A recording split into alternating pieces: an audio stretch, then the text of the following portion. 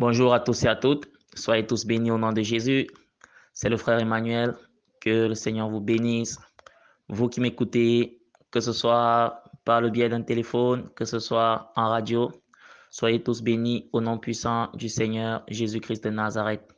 Ce matin, par la grâce de Dieu, car c'est lui qui nous inspire, c'est par le Saint-Esprit que les hommes ont parlé de la part de Dieu.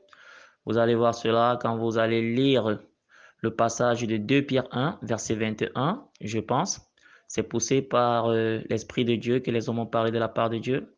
Poussé donc par son esprit, le Seigneur me met en cœur de partager avec nous tous un audio intitulé La puissance dans la faiblesse.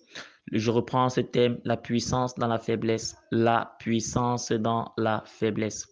Avant de nous plonger dans la méditation et plus tard dans le commentaire inspiré par l'Esprit Saint, l'exhortation, la mini-exhortation que nous allons faire ce matin. Nous allons d'abord essayer de planter un peu le décor de ce thème, la puissance dans la faiblesse. Au fait, beaucoup de parmi nous, nous sommes souvent confrontés à des situations de la vie, à des réalités sociales, à des réalités sociétales, à des situations de nos propres vies qui nous rendent faibles. Ici, il faut bien comprendre, quand on dit la puissance dans la faiblesse, ce n'est pas pour encourager la médiocrité. Ce n'est pas pour encourager les personnes à se complaire dans la médiocrité, c'est-à-dire à accepter la souffrance comme une très bonne chose. Non, c'est tout simplement pour exhorter sur le fait que parfois, il y a des réalités de la vie qui font de toi un faible, entre guillemets, ou une faible, entre guillemets. Il y a les réalités de la vie qui te rendent faible. Donc, tu vis donc dans une faiblesse. La bonne nouvelle que le Seigneur veut te dire ce matin, c'est qu'il y a une puissance dans la faiblesse. Dieu se glorifie dans les faiblesses. Donc, c'est un peu de cela qu'il s'agit. Le passage que nous allons lire ce matin, c'est le passage de 2 Corinthiens 12, versets 7 à 9. Je reprends le passage, 2 Corinthiens 12, versets 7 à 9. Si tout le monde est prêt, nous allons lire au nom puissant du Seigneur Jésus-Christ de Nazareth. 2 Corinthiens 12, versets 7 à 9. Et pour que je ne sois pas rempli d'orgueil, là c'est l'apôtre Paul qui parle, et pour que je ne sois pas rempli d'orgueil à cause de ces révélations extraordinaires, j'ai reçu une écharde dans le corps, un ange de Satan pour me frapper et m'empêcher de m'enorgueillir. 3 fois j'ai supplié le Seigneur de l'éloigner de moi, et il m'a dit, ma grâce te suffit, car ma puissance s'accomplit dans la faiblesse. Je vais reprendre cette partie. Car ma puissance s'accomplit dans la faiblesse. Aussi, je me montrerai bien plus volontiers fier de mes faiblesses, afin que la puissance de Christ repose sur moi. Je vais encore reprendre cette partie. Aussi, je me montrerai bien plus volontiers fier de mes faiblesses, afin que la puissance de Christ repose sur moi. Que le nom du Seigneur soit glorifié. 2 Corinthiens 12, verset 7 au verset 9. Dans ce passage, si on veut essayer de faire une petite situation de texte, on voit l'apôtre Paul. Et l'apôtre Paul souffrait d'une écharpe. Il avait une écharpe, c'est-à-dire une forme de bosse, une forme de malformation en lui. Et l'apôtre Paul, c'est l'un des apôtres qui a été le plus prolifique. Quand on dit le plus prolifique, c'est-à-dire le plus productif.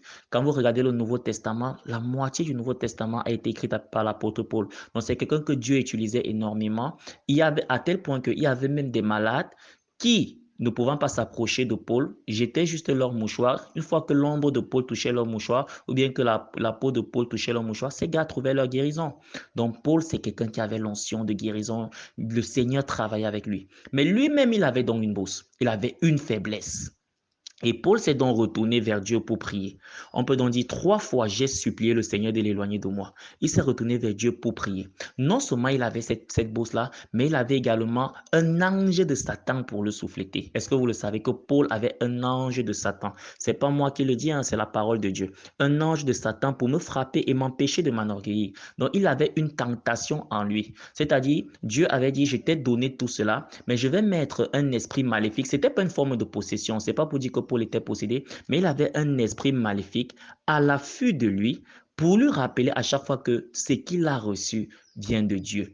Et moindre chose, il pouvait tomber. Donc, il avait cet ange de Satan-là qui était chaque fois là pour le tenter. Imagine un peu que tu es enfant de Dieu, tu vis avec un ange de Satan proche de toi.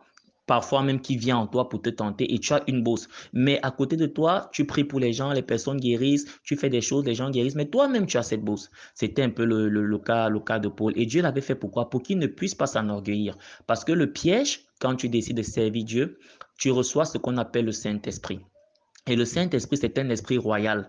Pourquoi? Parce que quand nous allons lire Apocalypse 17, verset 14, on précise là-bas que Jésus est le Seigneur des seigneurs, le roi des rois. On présente notre Dieu comme le Seigneur des seigneurs, le roi des rois. Donc tu ne peux pas recevoir l'esprit du roi sans recevoir les qualités du roi, sans recevoir les attributs du roi. Et parmi les attributs du roi, il y a ce qu'on appelle les cadeaux. C'est-à-dire quand un roi te rend visite, on dit souvent trivialement ici au Cameroun, ou bien on dit souvent trivialement que ta vie va changer. Le simple fait d'être en présence d'un roi, tu peux recevoir des présents, tu peux recevoir des cadeaux. Beaucoup de choses se passent dans ta vie. C'est la même chose sur le plan spirituel. Quand tu reçois le Saint-Esprit, tu reçois donc les dons de l'Esprit. Les dons de l'Esprit que tu vas voir dans 1 Corinthiens 12, verset 8 à 10. Je t'encourage à aller lire 1 Corinthiens 12, verset 8 à 10. Tu vas donc peut-être recevoir, je vais prendre certains dons comme ça au pif. Tu peux donc par exemple recevoir le don de miracle. C'est-à-dire, tu peux arriver quelque part, tout comme Moïse, tu divises la mer en deux. Ouais, ouais, au nom de Jésus. Tu peux recevoir le don de guérison. Il peut y avoir des malades du sida à côté de toi, tu pries, guérissent. Maintenant, le drame don de cela, c'est quoi? C'est que toi-même, tu peux être amené à tomber dans l'orgueil. Tu peux croire que tu es un super homme. Non, tu n'es pas un super homme. Tu as juste reçu un don. Et c'est pour cela donc que Dieu permet souvent que malgré ces dons que tu as reçus, que tu expérimentes certaines faiblesses pour que lui seul, c'est-à-dire le Seigneur, soit glorifié. Parce que le don que tu reçois, c'est au service de l'Église. Quand Dieu te donne ces dons, ce n'est pas d'abord pour toi, c'est pour le service de l'Église. C'est pour cela que vous allez voir quelqu'un qui peut avoir un don de guérison. Il prie sur des personnes, les personnes sont guéries, mais lui-même, il est malade. Donc, il ne faut pas vous étonner. Parce que le don, c'est un cadeau pour l'Église, c'est un cadeau pour le peuple de Dieu. Ce n'est pas pour lui. Maintenant, si lui veut sa guérison, il va également aller chez quelqu'un qui a le don de guérison. Ou bien il va aller prier Dieu pour que lui-même il puisse guérir. Donc, Dieu permet ces situations-là. Donc, on voit dans l'apôtre Paul, dans cette situation de texte, il a cette écharpe, il a cette bourse, et il a cet ange de Satan pour le souffleter. Et il s'ouvre, il va donc aller prier que Seigneur, enlève-moi cette écharpe, cette bourse. Oh Seigneur, éloigne de moi cet ange de Satan pour me souffleter, ce démon. Et qu'est-ce que le Seigneur va dire? Et il m'a dit, ma grâce te suffit. Ma grâce te suffit. Je vais peut-être te choquer, mais il y a les situations dans ta vie où Dieu peut te dire, ma grâce te suffit. En frère, sœur, tu peux prier, peut-être pour avoir des millions, gagner des marchés, je sais pas quoi, pour connaître, pour avoir, je sais pas, peut-être pour te marier, tu peux prier pour beaucoup de choses. Et le Seigneur te dit, ma grâce te suffit. Le don de la parole de Dieu que j'ai mis en toi là, c'est bon, je t'ai envoyé pour ça. Le Seigneur te dit, ma grâce te suffit. Le don de, je sais pas quoi, de prier pour les malades, c'est bon, je t'ai envoyé pour ça, contente-toi de ça. C'est également le Dieu de ma grâce te suffit. Et ensuite, il a dit, car ma puissance s'accomplit dans la faiblesse. Et c'est le thème que nous allons développer par la grâce de Dieu. C'est l'objet de notre mini-exhortation. Car ma puissance s'accomplit dans la faiblesse. Pour ceux qui ont fait un peu de physique, d'études de physique, la physique est cette matière scientifique. La puissance est la force multipliée par la vitesse. F fois V, la force multipliée par la vitesse. Donc la force multipliée par la vitesse de Dieu qu'on appelle la puissance se réalise dans la faiblesse. Donc, c'est pour te dire que mon frère, ma soeur, comme je l'ai dit au début de cet audio, ce n'est pas pour t'encourager dans la médiocrité ou bien dans à rester en bas. C'est pour te dire que parfois, il y a les situations de ta vie qui te rendent faible. Ne vois pas toujours ces situations comme si c'est une calamité. Apprends également à glorifier Dieu pour ces situations. Ah oui, c'est pour cela que quand on va poursuivre la lecture, Paul va dire, aussi je me montrerai, là on est déjà à 2 Corinthiens 12, verset 9, aussi je me montrerai bien plus volontiers fier de mes faiblesses, afin que la puissance de Christ repose sur moi. Donc, il y a les situations de ta vie où tu as besoin d'être faible pour voir la puissance de Dieu reposer sur toi. Parce que Dieu ne travaille pas avec les forts. Dieu travaille avec les faibles qu'il accepte. Quand vous allez lire la Bible, vous allez voir que c'est toujours comme cela que ça s'est passé. Toujours comme cela que ça s'est passé. Abraham était dans une famille faible de par l'origine parce que ses parents étaient idolâtres. Mais Dieu s'est révélé à un fils d'idolâtre qu'on appelait Abraham. C'était une faiblesse dans la vie d'Abraham.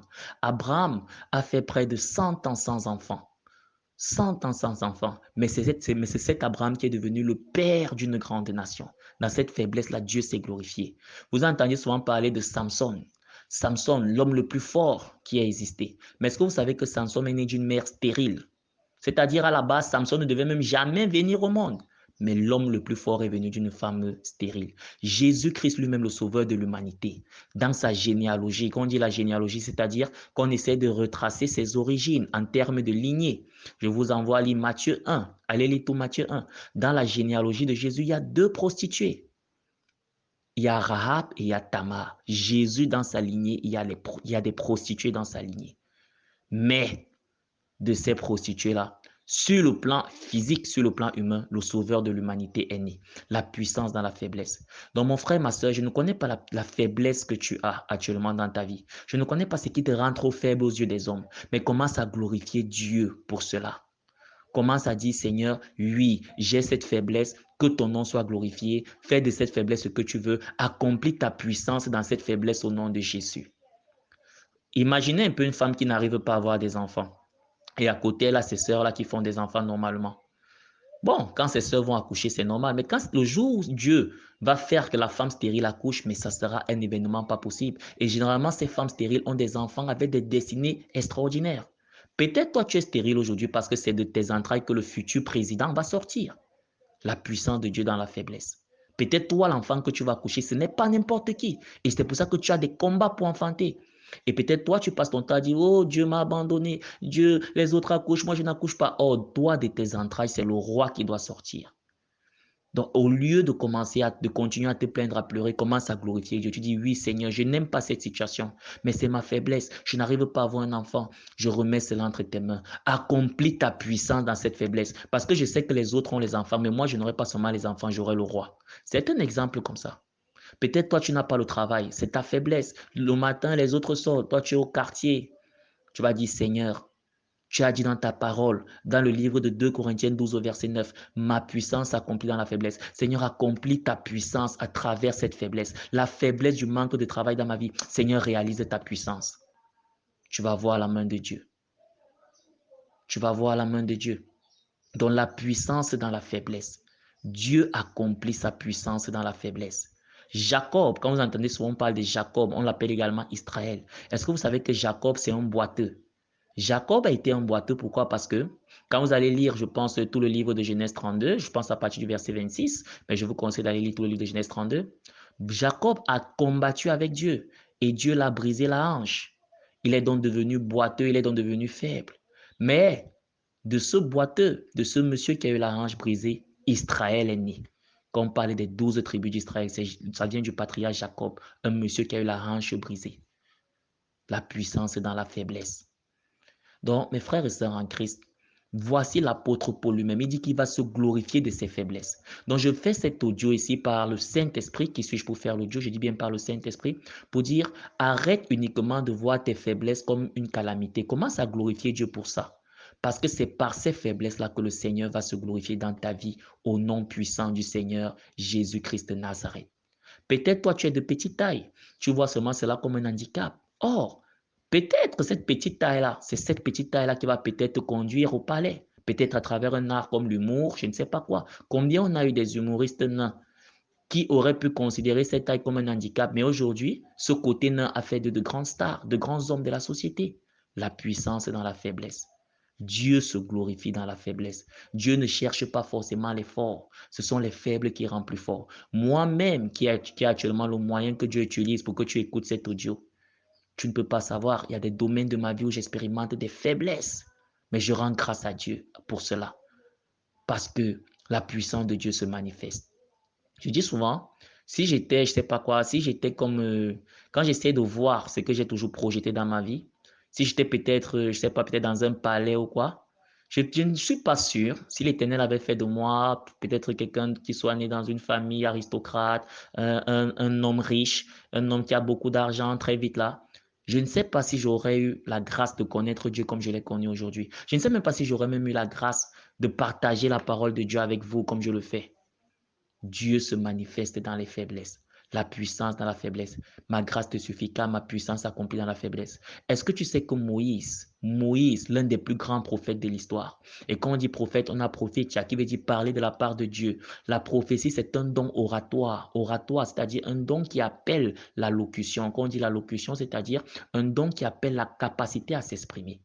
Mais Moïse, la bouche de Dieu, dans l'Ancien Testament, celui à qui les Juifs doivent la Torah, les 5 premiers livres. Moïse était bègue, mais Dieu a utilisé un bègue pour propager sa vision, pour nous donner les 10 commandements, par exemple. La puissance dans la faiblesse. Joseph, rejeté par ses frères, esclave, doublé d'un prisonnier, va devenir le premier ministre d'Égypte. La puissance dans la faiblesse.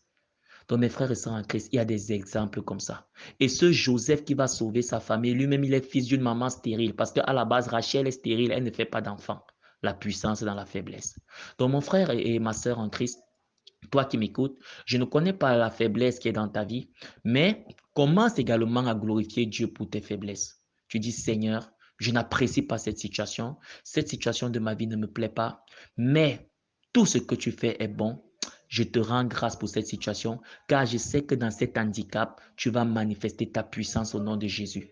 Je te glorifie donc pour cette situation, pour que tu manifestes ta puissance au nom puissant du Seigneur Jésus-Christ. La puissance dans la faiblesse. Donc, mon frère et ma sœur en Christ, j'espère que ce partage t'a béni. On ne se glorifie pas seulement Dieu pour les bonnes choses dans nos vies, on doit également glorifier Dieu pour les faiblesses. On doit parfois glorifier Dieu, quand je dis même parfois, tout le temps, glorifier Dieu pour tout ce qui nous arrive. C'est pour cela que la parole de Dieu va nous dire, je pense dans le livre de Romains 8 au verset 28, j'irai encore vérifier cela parce que je le dis de tête. Dans le livre de Romains 8 au verset 28, la Bible va nous dire que toute chose concourt au bien de ceux qui aiment Dieu, de ceux qui sont appelés à son dessein. Donc du moment où tu aimes Dieu, parce que ça c'est également la condition. Paul avait cette faiblesse mais il aimait Dieu. Du moment où tu aimes Dieu, du moment où tu es enfant de Dieu, tout ce qui t'arrive, que ce soit négativement ou positivement, l'handicap que tu as, Dieu va manifester sa gloire dans cet handicap et tu dois glorifier Dieu pour cet handicap car il y a une puissance dans la faiblesse. Dieu manifeste sa gloire dans la faiblesse. 2 Corinthiens 12, verset 9. Et il m'a dit, ma grâce te suffit, car ma puissance s'accomplit dans la faiblesse. Peut-être dans ta vie, il y a des personnes qui t'ont tourné le dos, tu comptais sur des gens qui t'ont tourné le dos. Derrière ces situations, Dieu va se manifester. Quand Dieu va te bénir, ces gens vont dire que mais comment cette personne a fait pour arriver là?